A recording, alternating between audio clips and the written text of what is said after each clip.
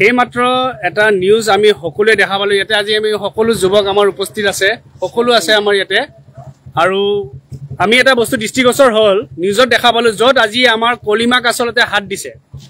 আজি কিছু একাংশ যুৱকে মানে আমি নিউজত দেখা পালোঁ য'ত তেখেতসকলে কৈ আছে কি এইটো বোলে আৰবিক ভাষাত কি লিখা আছে তো দোকানীটোৱে ক'লে কি এইটো এটা কলিমা লিখা আছে এইটো লা ইলাহা ইল্লাল্লাহু মুহাম্মাদুৰ ৰাসূলুল্লাহ তেখেতসকলে কৈছে কি এইটো কলিমা হয় আমাৰ ধৰ্ম কলিমাত লিখা আছে তেতিয়া সেইখিনি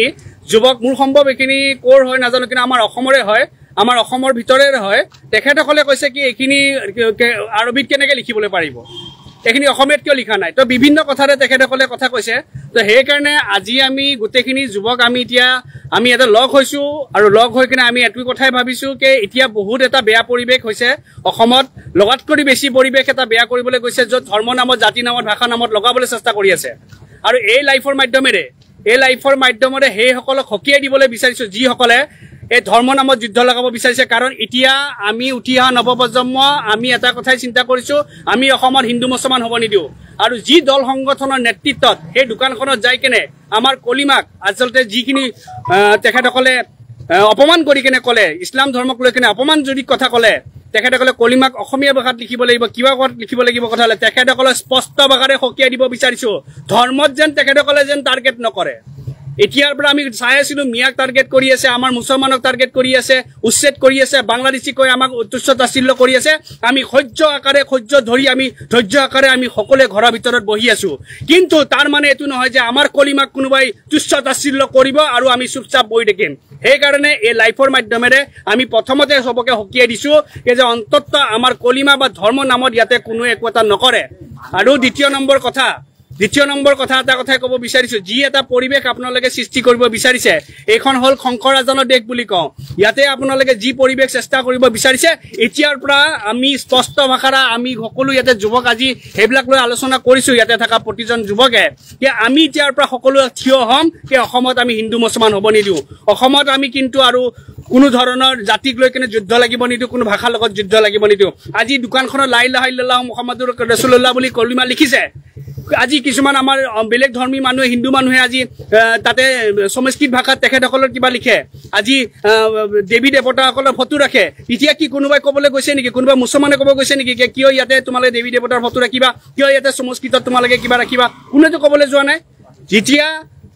আমাৰ কাকোকে আমি তুচ্ছ তাচ্ছিল্য কৰা নাই কাৰো ধৰ্মক যেতিয়া আমি টাৰ্গেট কৰা নাই আমাৰ ইছলাম ধৰ্মক টাৰ্গেট কৰা অধিকাৰ কোনে দিছে সেইকাৰণে একদম বাৰম্বাৰ এটা কথাই কৈ দিব বিচাৰিছোঁ স্পষ্ট ভাষাৰে আজি লাইভৰ মাধ্যমেৰে কৰি দিব বিচাৰিছোঁ যে বাংলাদেশী উচ্ছেদ মিয়া এইবিলাক কৈ কিনে আমাক তুচ্ছ তাচ্ছিল্য কৰি আছে আমি সহ্য কৰি আছোঁ কিন্তু আমাৰ ধৰ্ম আমাৰ কলিমা আমাৰ কোৰাণ আমাৰ নবী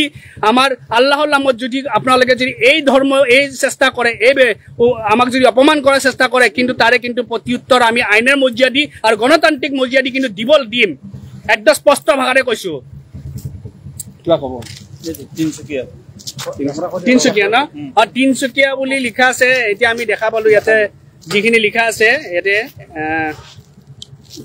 ঘটনাটো তিনচুকীয়া মাদ্ৰাছা হৈছে নেকি ঘটনাটো ক'ত হৈছে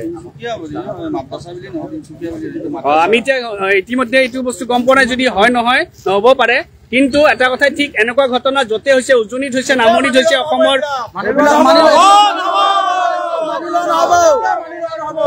একদম স্পষ্ট ভাষা আমি এটা কথাই কৈছোঁ কি এইবিলাক বস্তু কৰিলে আমি কিন্তু বহি নাথাকো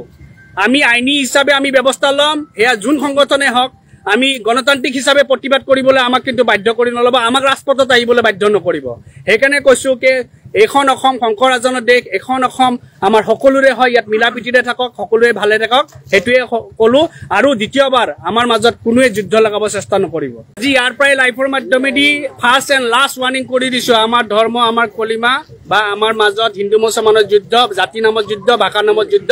যোন সংগঠনৰ একাংশই কৰিব একদম আইনী হিচাপে হওক বা আমাৰ ষ্টাইলত হওক আমি ব্যৱস্থা ল'ম একদম চিধা চিধি কথা জয় অসম কংগ্ৰেছ আজি বিজেপিয়ে সুযোগটো দি এই সুযোগটো তেওঁলোকে লৈ RSSৰ প্ৰৰোচনাত আজি অসমত কেৱল হিন্দুত্ববাদ প্ৰতিষ্ঠা কৰাৰ বাবে এই ধৰণৰ নাটকবিলাক কৰিছে কাৰণ অসমটো এতিয়া গৰু চোৰেৰে ভৰ্তি জানেনে নাই গোটেই অসমত গৰু চোৰ এতিয়া হিয়াগুন্দি এবং গৰুচুৰবিলাকৰ কেলেংকাৰী অসমত এতিয়া মন্ত্ৰীসকলতকৈ মন্ত্ৰী পত্নীসকল বেছি ধনী, মাটি বাৰী তেওঁলোকৰ বহুত। এই কেলেংকাৰীৰ কথাবিলাক যাতে ৰাইজে উত্থাপন নকৰে, এই 2026 নিৰ্বাচনৰ আগত গৰুচুৰ কেইটাক যাতে শাস্তি দিবলৈ নাহে, তাৰ বাবে মিয়া খেদাৰ নাটক আৰম্ভ কৰিছে। কাৰণ মিয়া এটা ঢোল, মিয়া হৈছে এটা ঢোল, ইফালেও বজাব পাৰি সিফালেও বজাব পাৰি। মিয়া এনেকুৱা এটা ঢোল, ইটো দলে আহি ইফালে বজায়, সিটো দলে আহি সিফালে বজায়, আৰু আমি মাজত আমি ঢোলবোৰ আমি মনে মনে কাৰোবাৰ ডিঙিত ওলমি থাকো। এইবাৰ ঢোল নহব, এইবাৰ পেঁপা বজাব মিয়াই, ঢোল বজোৱা নহব। মোৰ পিঠিত আৰু বজাবলৈ নিদিওঁ, মই মোৰ পিঠিত কোনো ৰাজনৈতিক দলক বজাবলৈ নিদিওঁ।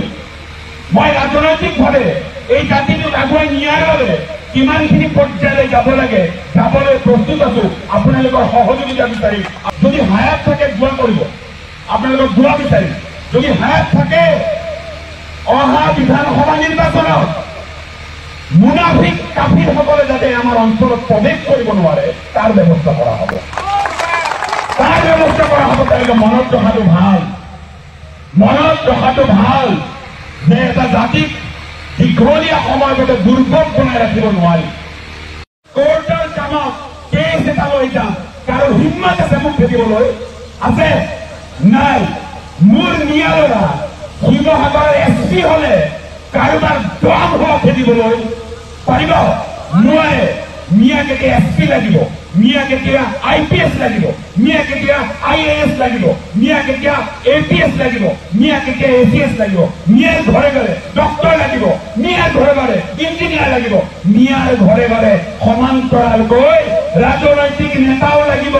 যিজনে ৰাজনৈতিকভাৱে এটা জাতিক আগুৱাই নিব পাৰে। শিক্ষাৰে, কেৱল শিক্ষাৰে গণতান্ত্ৰিক দেশ এখনত এটা জাতিয়ে কেতিয়াও উত্তৰণ কৰিব নোৱাৰে। যেতিয়ালৈ এটা জাতিয়ে নিজৰ ৰাজনৈতিক অধিকাৰ উপযুক্ত ধৰণে সাব্যস্ত কৰিব নোৱাৰে, তেতিয়ালৈ কিন্তু এটা জাতিৰ উত্তৰণ সেই অঞ্চলত, সেই ৰাজ্যত, সেই দেশত সম্ভৱ নহয়।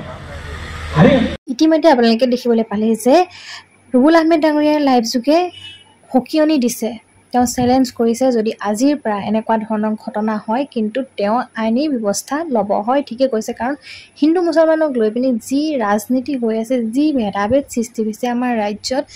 বহুত বেছি বেয়ালৈ পৰিস্থিতি গতি কৰি আছে।